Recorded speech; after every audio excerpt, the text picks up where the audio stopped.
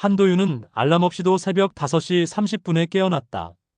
35년간 몸에 밴 습관이었다. 거제 조선소 안전관리자로 일할 때처럼 자동으로 몸이 일어났지만 오늘은 갈 곳이 없었다. 은퇴 첫날이었다. 침실에서 나오며 복도를 걸을 때마다 발걸음이 어색했다. 평소라면 서둘러 양복을 차려입고 아침 식사를 후다닥 마친 뒤 현관문을 나섰을 시간이었다. 하지만 오늘은 시간이 너무 많았다. 무엇을 해야 할지도 모르겠고 무엇보다 어디로 가야 할지 몰랐다. 부엌에서 평소처럼 드립커피를 내렸다. 원두를 갈고 뜨거운 물을 천천히 부어가며 향을 음미했다. 예전엔 급하게 인스턴트 커피로 때웠는데 이제는 시간이 충분했다. 이 시간만큼은 여전히 자신의 것이었다. 베란다로 나가 바닷바람을 들이마시자 짠내가 코끝을 스쳤다. 멀리 조선소의 크레인들이 아침 햇살을 받아 빛나고 있었다. 저곳에서 35년을 보냈는데 이제 그곳은 완전히 남의 일터가 되어버렸다. 여보, 벌써 일어났네? 박연자가 부스럭거리며 부엌으로 나타났다. 이제 집 좀 밝아지겠네. 그동안 당신 없을 때 혼자 아침 먹기가 얼마나 쓸쓸했는데. 40년 부부의 농담 같은 말이었지만 도윤은 왠지 모를 서늘함을 느꼈다. 연자의 웃음 속에 숨어있는 날카로운 무언가를 놓치지 않았다. 마치 이제야 제대로 된 남편 노릇을 해보라는 뜻처럼 들렸다. 처음 몇 주는 꽤 평온했다. 늦잠도 자고 오랫동안 미뤄뒀던 역사소설도 읽었다. 동네 정자에서 바둑도 두고 예전 직장 동료들과 소주 한 잔도 기울였다. 나름 괜찮은 은퇴 생활이라고 생각했다. 하지만 2달이 지나자 상황이 달라졌다. 연자는 동네 문화센터 액티브 시니어 창업스쿨에 다니기 시작했고 집에 돌아올 때마다 새로운 이야기를 잔뜩 안고 왔다. 눈빛도 예전과 달랐다. 뭔가 목표가 생긴 사람의 눈이었다. 김 선생은 작은 카페를 차리겠다더라. 이웃집 박 아줌마는 온라인 쇼핑몰을 준비한다고 하고 최 선생 부인은 홈베이킹으로 용돈벌이를 시작했다나 봐. 연자의 목소리엔 부러움과 조급함이 뒤섞여 있었다. 요즘 사람들은 다 뭐라도 시작하던데. 이 말이 하루에 한 번씩,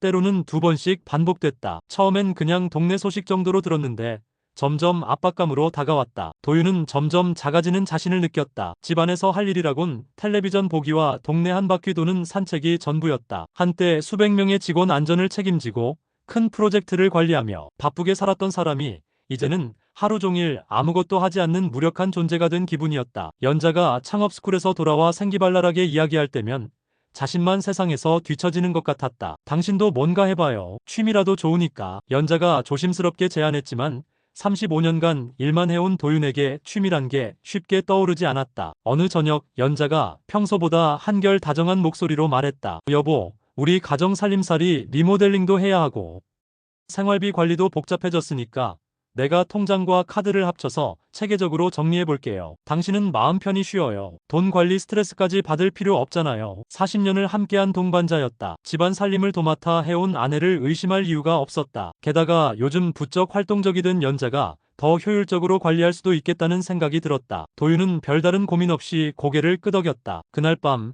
식탁 위에 통장과 카드들이 가지런히 놓였다. 투명한 유리 테이블 아래로 실금 같은 가느다란 균열이 보였다. 언제부터 있었던 걸까? 오늘 처음 보는 것인지 예전부터 있었는데 미처 눈치채지 못한 것인지 도윤은 알 수 없었다. 마치 자신의 인생처럼 불분명했다. 커피잔을 들어 올리며 문득 깨달았다. 은퇴는 끝이 아니라 또 다른 시작이었다. 새로운 관계, 새로운 역할, 새로운 자아를 찾아가는 여정의 출발점이었던 것이다. 다만 그 길이 생각보다 훨씬 험난하고 복잡할 뿐이었다. 창밖으로 바닷바람이 다시 불어왔다. 이번엔 짠맛보다 쓴맛이 더 강했다. 67세의 새로운 아침이 시작되고 있었다. 그 유리 탁자의 금이 예언이었을까? 한 달 후 서점 계산대에서 그의 카드는 잔액 부족 메시지를 띄웠다. 직원의 미안한 미소가 얼굴에 박혔다. 손에 든 책은 노년의 의미였다. 젊은 시절이라면 주저없이 구매했을 얇은 철학서였지만 이제는 15,000원조차 부담스러운 금액이 되어 있었다.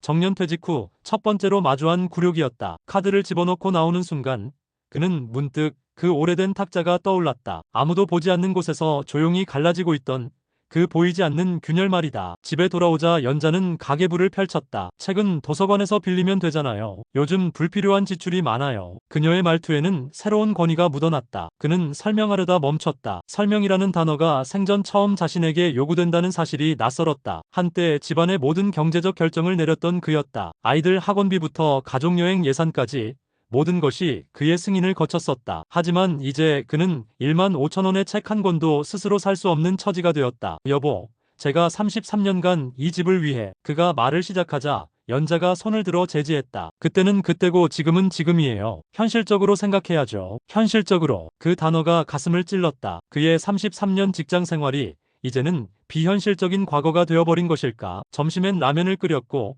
저녁엔 찬물에 밥을 말아 넘겼다. 연자는 말끝을 낮추며 새끼 꼬박 챙겨 드시네라고 했다. 낱말 하나가 비수처럼 뼛속을 스쳤다. 존댓말 속에 숨겨진 거리감이 느껴졌다. 마치 하숙집 손님을 대하는 듯한 그 어조는 그가 이제 이 집의 주인이 아니라 얹혀 사는 존재임을 암시하고 있었다. 한때 여보 오늘 뭐 드시고 싶어요?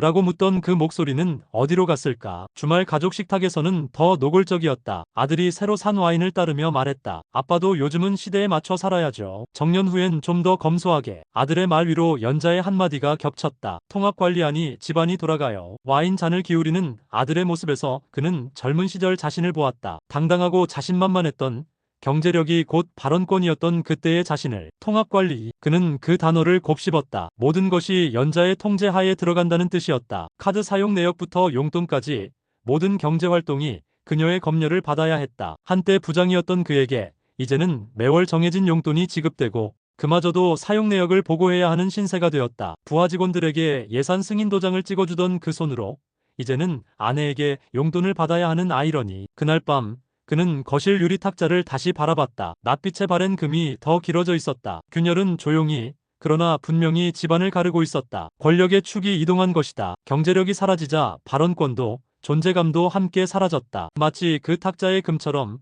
보이지 않는 곳에서 시작된 균열이 이제 온 집안을 갈라놓고 있었다. 화장실에서 나온 연자가 거실을 지나가며 말했다. 전기료 아끼려면 일찍 주무세요. 불 끄는 시간조차 이제 그의 자유가 아니었다. 그는 어둠 속에서 금간 유리면을 만졌다. 가장에서 피부양자로 결정자에서 수능자로 보이지 않는 검사표가 그의 일상을 지배하고 있었다. 손끝에 느껴지는 거친 선을 따라가며 자신의 위치가 완전히 바뀌었음을 깨달았다. 그리고 그 검사표의 모든 항목에서 그는 이미 낙제점을 받고 있었다. 며칠이 지난 어느 날 연자의 목소리에는 평소와 다른 활기가 섞여 있었다. 거실 테이블 위로 화려한 창업스쿨 팸플릿들이 펼쳐져 있었고 그 사이로 민규석 코치의 명함이 반짝였다. 여보, 이거 정말 대박이야. 연자는 도윤의 어깨를 두드리며 말했다. 시니어도 할 수 있는 공유주방 창업이래요. 초기 보증금만 있으면 월세 걱정은 끝이고 수익은 자동으로 들어온다니까요. 도윤은 팸플릿을 천천히 넘겨보았다. 깔끔한 디자인과 성공 사례들이 그럴듯하게 배열되어 있었지만 어딘가 허술한 구석이 보였다. 30년간 안전관리자로 일하며 키운 직감이 경고음을 울렸다. 수익 배당 계약서는 어디 있어? 구체적인 조건들을 봐야 할 것 같은데. 연자는 잠깐 시선을 피했다가 웃음으로 얼버무렸다. 아, 그런 건 나중에 다 정리해 주신다고 했어요. 우선 기회가 중요하다며 빨리 결정하라고 하더라고. 도윤의 미간이 찌푸려졌다. 그가 현장에서 배운 첫 번째 원칙은 급한 결정은 늘 위험하다는 것이었다. 하지만 연자의 반짝이는 눈빛 앞에서 더 이상 반박하기가 어려웠다. 며칠 후 도윤은 평소처럼 복지센터 근처를 산책하던 중 익숙한 뒷모습을 발견했다. 센터 건너편 카페 테라스에서 연자가 누군가와 마주 앉아 있었다. 상대방은 민규석이었다. 두 사람 사이에는 팔짱도 다정한 미소도 없었다. 대신 서류 봉투가 테이블 위를 오갔고 숫자가 적힌 종이들이 펼쳐졌다. 민규석이 계산기를 두드리는 모습이 보였고 연자는 고개를 끄덕이며 무언가를 메모했다. 도윤은 가슴이 철렁했다. 저 장면 어디에도 함께하는 부부의 투자는 없었다. 오직 거래만이 있을 뿐이었다. 그는 발걸음을 재촉해 집으로 돌아왔지만 연자는 아무 말도 하지 않았다. 저녁 식사 내내 평소와 다름없이 일상적인 대화만 오갔을 뿐이다. 사흘 후 도윤은 습관적으로 인터넷 뱅킹에 접속했다. 그리고 그의 손이 멈췄다. 계좌 내역에 낯선 이체 기록들이 줄지어 있었다. 보증금 1,000만 원, 컨설팅비 500만 원, 교육비 200만 원. 하지만 이 거액들은 그의 이름으로 나간 것이 아니었다. 모두 가사비라는 애매한 분류 속에 숨겨져 있었다. 도윤의 목구멍이 바짝 말랐다. 30년간 모은 퇴직금의 상당 부분이 그의 동의도 없이 심지어 알림도 없이 사라져 있었다. 그는 최대한 차분한 목소리로 연자를 불렀다. 이 이체 내역들이 뭐지? 연자는 잠깐 당황한 기색을 보였지만 곧 단호한 표정을 지었다. 집을 위해 투자한 거예요. 당신은 쉬면서 나를 믿으면 된다고 했잖아요. 그 순간 도윤은 깨달았다. 모욕은 거친 말로 오지 않는다. 묵비로, 생략으로, 그리고 서명 없는 동의로 스며든다. 아내가 그를 무능한 남편이라고 부른 적은 없었다. 하지만 중요한 결정에서 그를 배제시키고 그의 의견을 구하지 않고 그의 동의를 구하지 않는 것. 그것이야말로 가장 깊은 모욕이었다.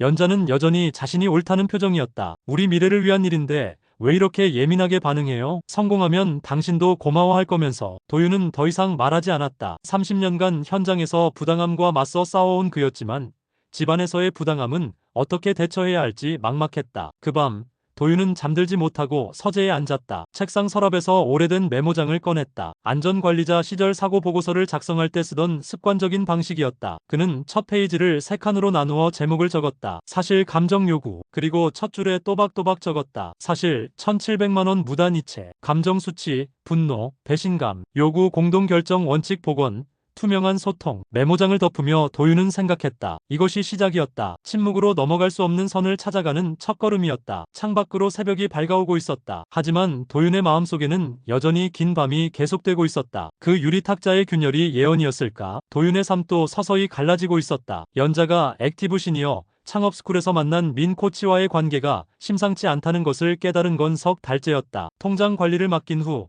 카드 결제 내역을 확인할 수도 없게 된 도윤은 어느 날 우연히 연자의 스마트폰에서 쏟아지는 알림음을 들었다. 민 코치님이라는 이름으로 하루에도 수십 통의 메시지가 왔다 갔다 하고 있었다. 요즘 창업 준비로 바쁘네. 도윤이 조심스럽게 물었을 때 연자는 나이 들어서 새로운 걸 배우려니 복잡해요라며 시선을 피했다. 하지만 그녀의 눈빛은 새로운 활력으로 빛나고 있었다. 마치 오랫동안 잠들어 있던 여자가 다시 깨어난 것 같았다. 어느 오후 도윤은 실수로 연자의 가방에서 떨어진 명함을 주었다. 민준혁 프리미엄 라이프 컨설턴트. 뒷면에는 손글씨로 연자님, 새로운 인생의 파트너가 되어드리겠습니다라고 적혀 있었다. 도윤의 손이 미세하게 떨렸다. 그날 밤 연자는 평소보다 늦게 들어왔다. 창업스쿨 모임이 길어졌어요 라고 했지만 향수 냄새가 평소와 달랐다. 도윤은 묻지 않았다. 아니, 묻기가 두려웠다. 책상에 앉은 도윤은 노트에 적었다. 가장에서 피부양자로, 결정자에서 수능자로, 이제는 남편에서 동거인으로. 이 모든 변화가 은퇴와 함께 시작되었다는 것이 씁쓸했다. 다음 날 도윤은 결심했다. 구청 무료 법률 상담소를 찾아갔다. 젊은 변호사는 차분하게 설명했다. 경제권 분리부터 시작하세요. 계좌 분할, 재산 목록 작성, 그리고 무엇보다 사전 합의서가 중요합니다. 감정적으로 접근하지 마시고 절차부터 차근차근 밟으세요. 감정 말고 절차부터요. 그 말이 도윤의 가슴에 새겨졌다. 67년을 살아오면서 처음으로 자신을 보호하기 위한 법적 절차를 밟아야 한다는 현실이 서글프면서도 필요하다고 느껴졌다. 다음 주 도윤은 연자에게 별거를 통보했다. 서로를 지키기 위해 당분간 떨어져 지냅시다. 생활비는 합의서대로 정산하고 각자의 삶을 정리하는 시간을 가집시다. 연자는 놀란 표정이었지만 동시에 어딘가 안도하는 기색도 보였다. 정말 그렇게 하실 거예요? 물론이지. 이게 서로에게 맞는 것 같아. 도윤이 구한 원룸은 조선소가 내려다 보이는 10평짜리 공간이었다. 35년간 안전관리를 했던 그에게 목공은 낯설지 않은 일이었다. 지역 아동센터에서 안전한 목공 보조 강사 자리를 구했다. 월급은 많지 않았지만 아이들과 함께하는 시간이 그를 살아있게 만들었다. 첫 수업날 못을 비뚤게 박던 아이가 물었다. 아저씨, 왜 이렇게 천천히 해요? 도윤은 웃었다. 천천히 해야 오래 가거든. 그 말을 하면서 깨달았다. 자신이 지금까지 너무 성급하게 살아왔다는 것을. 35년간 일만 하고 은퇴하자마자 모든 것을 아내에게 맡기고 변화하는 관계에 대해서도 제대로 대응하지 못했다는 것을. 저녁마다 그는 스스로 밥을 짓고 먹고 설거지를 했다. 처음엔 서툴렀지만 점차 익숙해졌다. 세끼 식사는 자존감의 리듬으로 환생했다. 누군가에게 의존하지 않고도 자신을 돌볼 수 있다는 안도감이 컸다. 어느 늦은 밤 초인종이 울렸다. 연자였다. 그녀의 얼굴은 초췌했다. 민 코치는 연락이 끊겼어. 내가 어리석었어. 미안함과 공포가 섞인 목소리였다. 사업 제안이라며 접근했던 민 코치는 투자금만 받아내고 사라진 것이었다. 도윤은 고개를 끄덕였지만 예전처럼 즉시 품에 안아주지는 않았다. 사과는 받아들이지만 내 삶에 좋다는 내가 잡을게. 그리고 조건을 제시했다. 다시 시작한다면 원칙 3가지를 지켜줘야 해. 큰돈은 공동서명, 정보는 공동열람, 결정은 공동토론. 연자는 눈물을 흘리며 고개를 끄덕였다. 당신이 이렇게 단단해진 줄 몰랐어요. 도윤은 창밖을 바라봤다. 조선소의 불빛이 여전히 반짝이고 있었다. 67세의 그에게 새로운 항해가 시작되고 있었다. 이번에는 자신이 직접 조타를 잡고. 원룸 작은 테이블 위에는 나무 조각들이 놓여 있었다. 아이들과 함께 만들고 있는 작은 새집이었다. 천천히 그러나 단단하게 만들어가고 있는 그의 새로운 삶처럼 넉 달이 흘렀다. 그 긴 터널 같던 시간을 지나 도윤은 이제야 자신이 진짜 원했던 것이 무엇인지 알게 되었다. 아이들은 처음엔 아버지를 향해 날카로운 말들을 쏟아냈다. 아빠가 너무 성급했어요. 왜 그런 곳에 투자를 했어요? 하지만 공유주방 사기 사건이 언론에 보도되고 피해자들의 인터뷰가 연일 나오자 아이들은 조용해졌다. 그제야 깨달았다. 아버지도 똑같은 피해자였다는 것을. 도윤은 자존심을 접고 아동센터와 노인복지관을 찾아다녔다. 선생님, 요리 좀 가르쳐 주실 수 있나요? 처음엔 어색했다. 평생 누군가를 가르쳐 본 적 없는 사람이 이제는 앞치마를 두르고 아이들 앞에 서 있었다. 할아버지, 계란 후라이 왜 이렇게 못해요? 7살 민준이의 직설적인 말에 도윤은 웃음이 터졌다. 그래, 이게 진짜구나. 포장되지 않은, 꾸미지 않은 진짜 반응 말이다. 손에 남는 건 큰돈이 아니었다. 시간당 2만 원. 하루 4시간 수업으로는 생계를 꾸릴 수도 없었다. 하지만 이상하게도 마음은 가벼워졌다. 내가 쓸 수 있는 시간과 내 이름으로 하는 일, 이것만큼 값진 게 또 있을까? 연자는 상담을 받기 시작했다. 처음엔 우리가 왜 남한테 우리 얘기를 해야 해?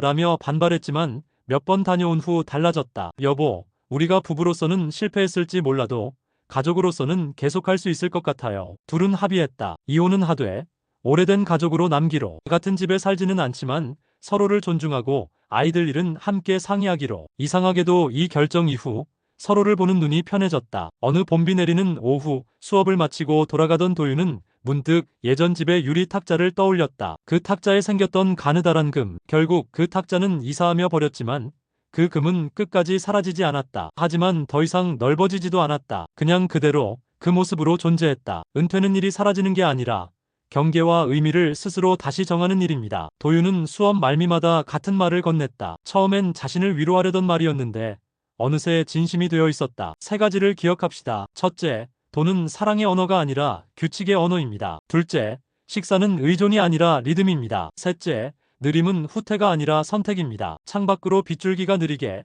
아주 천천히 흘러내렸다. 급하지 않은 비였다. 그날 저녁 도윤은 원룸 작은 부엌에서 혼자 밥을 차렸다. 김치찌개 하나, 계란말이 하나, 시금치나물 하나, 소박한 상이었다. 하지만 이상하게도 마음이 든든했다. 핸드폰이 울렸다. 아빠, 저 내일 저녁에 갈게요. 아빠가 해주신다던 그 돼지김치찜 먹고 싶어요. 큰아들 성훈이었다. 도윤은 미소를 지었다. 그리고 마음속으로 조용히 다짐했다. 내 삶의 속도를 내가 정한다. 그는 천천히, 정말 천천히 저녁을 먹기 시작했다. 오늘도 세 끼는 당당했다.